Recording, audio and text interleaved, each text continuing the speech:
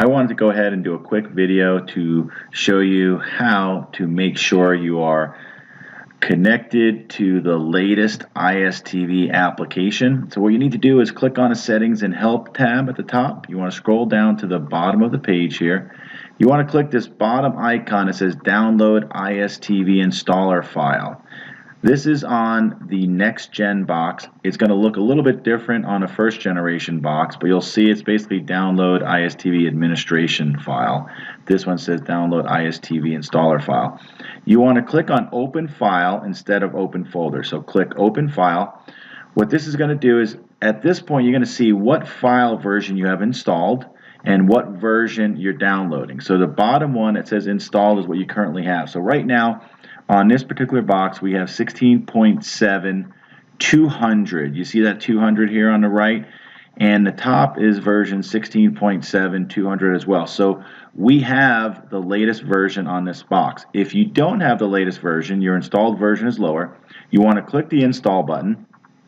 It's going to do the install, and at the end it's going to ask you if you want to open the application or click done. You want to click done because it's very important that you go to step number 2. So I'm just going to hit cancel here, and I'm going to go to step number 2. So after you are finished installing your version, your latest version, you want to go up here, you want to click Reinstall ISTV. What this is going to do, you want to see this link here, click the OK button on your remote or with the mouse, click it, and it's going to take a couple seconds. The screen is going to go black and it's going to wipe the application file.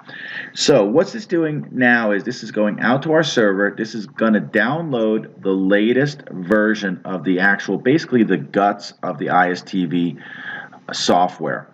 So what you first did was you went ahead and you made sure that your application file is up to date, and you install that, and then afterwards when you click done, you're going to go back and you're going to click reinstall the actual software part of the ISTV application. That's what we're doing here. So first it's going to download the application software here, and then what it's going to do is going to start installing it. After it finishes doing the install, this is when you want to let it sit there for about 5 to 10 minutes to let it go through the entire process. I'll be right back and I'll show you what I mean. Okay, right now we're at around 85% of the installation process. So a few people ask, well, if I currently have the latest version of the application file, 16.72, do I need to do the reinstall process that we're doing right now? It's not going to hurt anything, and actually it's highly recommended, because when we did the actual update, a lot of people had the application file automatically update them to 16.72.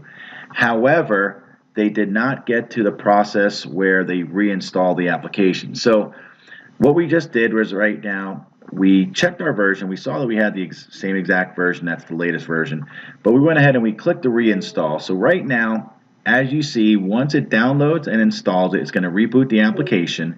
And this is the point that you want to wait about 5 to 10 minutes to allow the application files to completely update. It's going to go through about 200 plus application files right now. It's going to check each one. And as it finds ones that need to be updated, it's going to automatically start updating it.